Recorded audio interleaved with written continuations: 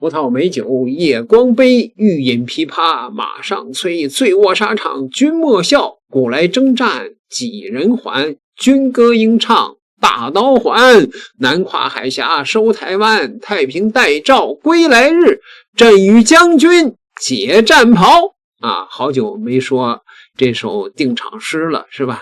那个在好多年前我就预言这个2023年是这个武统打开的一个极好的窗口结果呢，我的预言真的是这个应验了，因为俄乌战争我准确的预言到它发生了，是吧？在这个时候恰好是一个极好的一个窗口中国呢现在呢它这个拥有极佳的战略定力，到现在看来俄乌战争这个窗口一直开着呢，因为这个结束不了了你别听那个白宫里的那个老头子在吹牛逼什么上任24小时解决，现在川普已经改口了，说你们打吧我卖给这个北约武器，你们就打吧说这个乌克兰一定会把俄罗斯给赶出乌克兰的领土，现在这个改口了，好吧，那就打吧双方所以你看这个窗口一直都敞开着呢，好吧。那个我也说过说这个其实呢绝对不支持武统的人无一例外是反贼，就和支持乌克兰的人一样，没有例外都是反贼。那么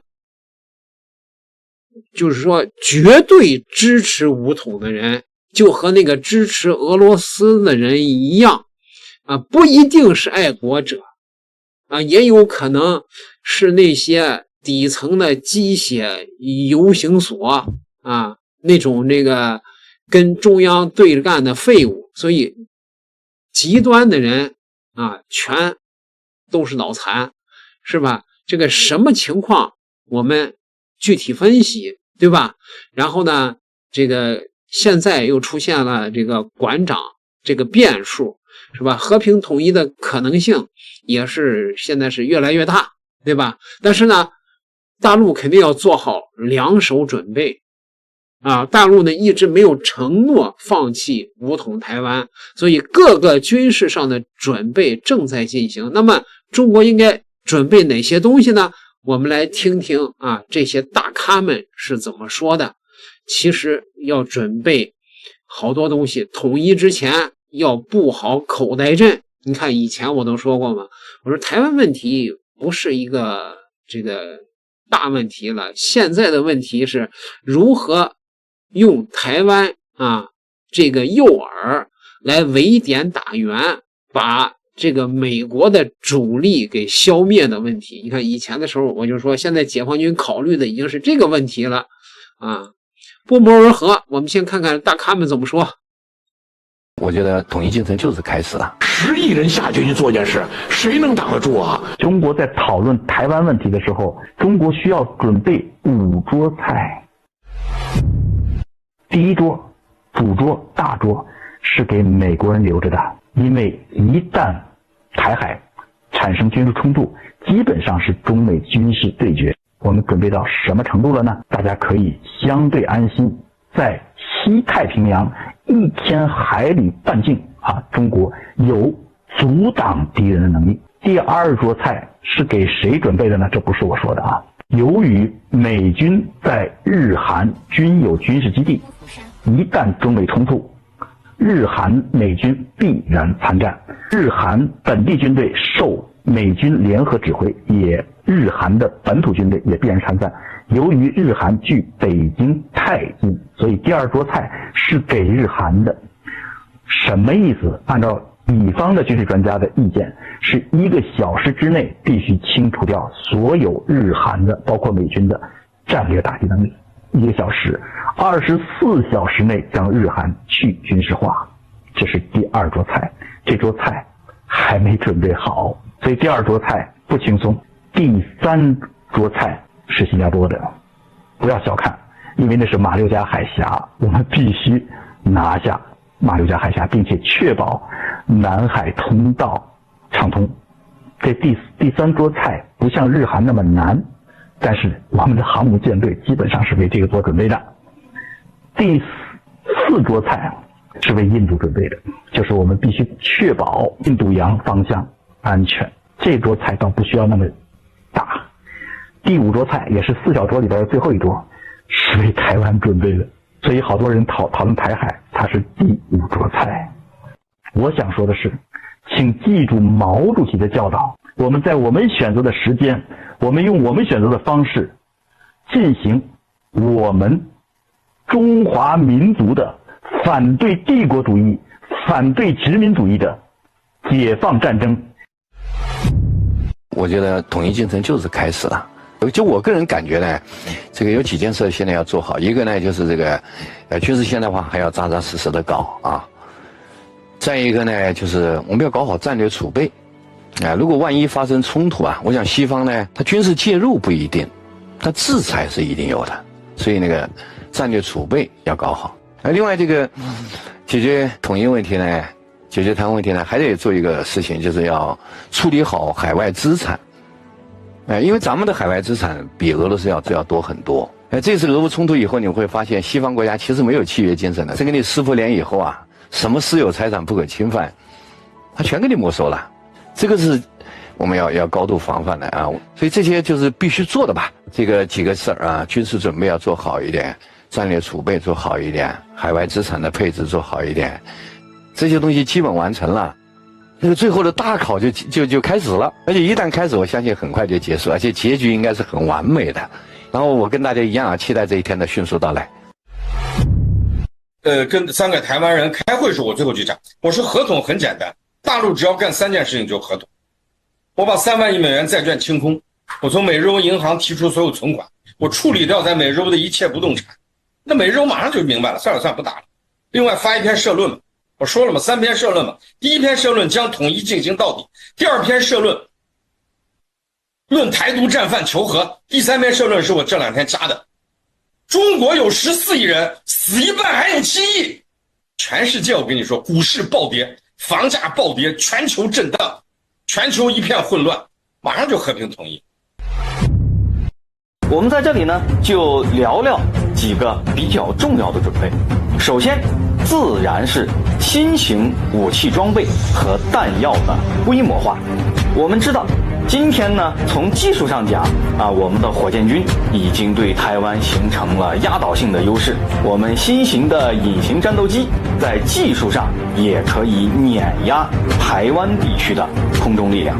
但是呢，仅仅是实现技术上的这种降维还是不够的，仍然要达到足够的数量规模，才能保证对台湾的联合火力打击能够一举摧毁台湾的军事力量。第2点呢，则是要全方位的加强对台军的乃至于它背后的美军及其盟军的电磁信息的获取。现代战争中呢，制信息权是第一治权，而要获得制信息权，就需要提前尽可能详尽地掌握敌手的各种电磁信息。除了我们讲到的这些偏技术的手段之外呢，我觉得还有一个准备更是重中之重，那就是如何维系整个国家民族的精神团结。一旦战端开打，毫无疑问会对国家的经济建设，特别是东南沿海地区人民的生活造成极大的影响。在这种情况下，全国人民能不能同仇敌忾就非常的重要。我们完成统一，大家注意，我们决心来自于哪里呀？决心不仅仅来自于历史责任，历史责任是其中一部分，历史责任来自于决心是一部分，不是全部。最大的动力来自于什么呢？来自于利益，中国的国家利益。我们必须完成统一，一定要统一，而且统一什么呢？不以台湾人的意志为转移。3000万不同意都没有用，大陆14亿一定要统，这是问题的核心。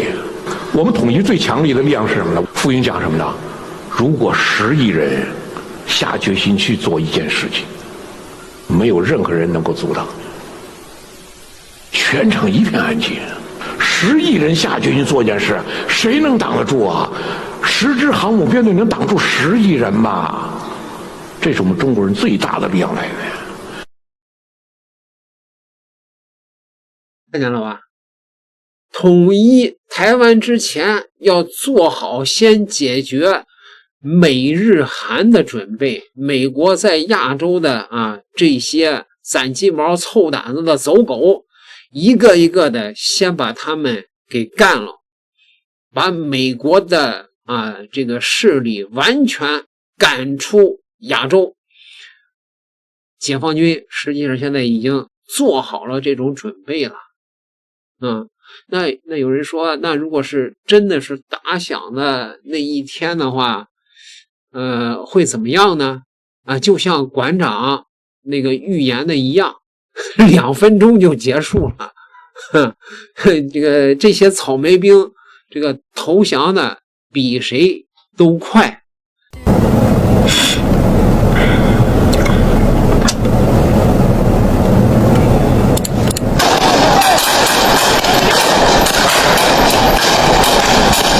枪被带掉了，兄弟！枪被带掉了，兄弟！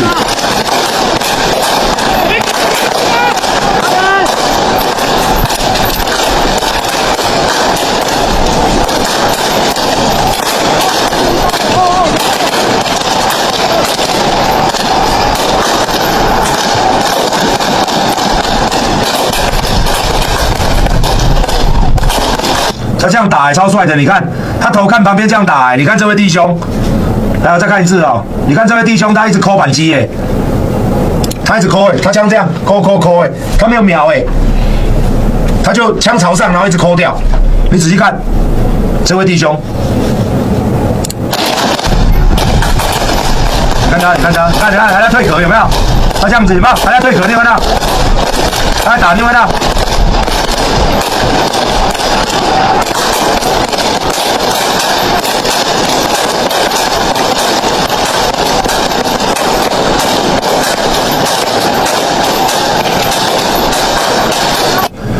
台湾最有趣的事情是什么？你知道吗？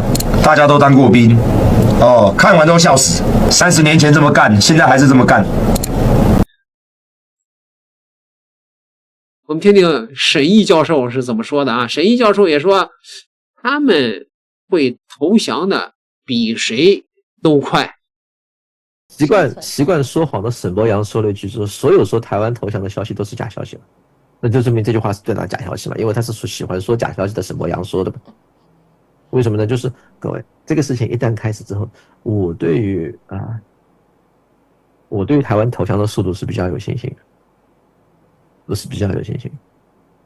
真的到那天开始了，这个蹦蹦蹦这个东西开始了。就像你看你看我们唱的这个歌里面谈到了阿里山，谈到了澎湖湾，谈到了基隆港，对不对？就说明什么？打起来干净利落，3下5除2，游戏就结束了。然后在打的过程中，你也知道是打地鼠了。打地鼠的时候，各位你看看这个时候，有请看我们的无人机方队有请看我们这个机器狗这些东西为什么都那么小巧呢？不是因为你放心，它是防水的你对它泼水像俞北辰说的，你对它泼水，它的电路板是不会损坏的，你放心。只有他们家的那种劣质电器才会被一杯水就损坏。这种机器狗一定是多元的，一定是多能的。我们一定会，他提前一定会给你唱一段歌，告诉你，你如果按 A 可以选身份证，然后你按 B 我就嘣送你上天。一定会有选择，一定会有选项。我们这边一定会有选，不会误伤的，能够不误伤就绝对不误伤。我们只想把地鼠打掉，我们不想把马铃薯当成地鼠打掉。你放心吧，如果你是颗无辜的马铃薯，你一定是会被避开的。一颗是小土豆，一个是地鼠，还是分得清的。当那一天来临的话，那些青鸟黑熊会怎么样呢？田鼠哥自己，李正浩自己都在哀叹，那就等着呗打仗。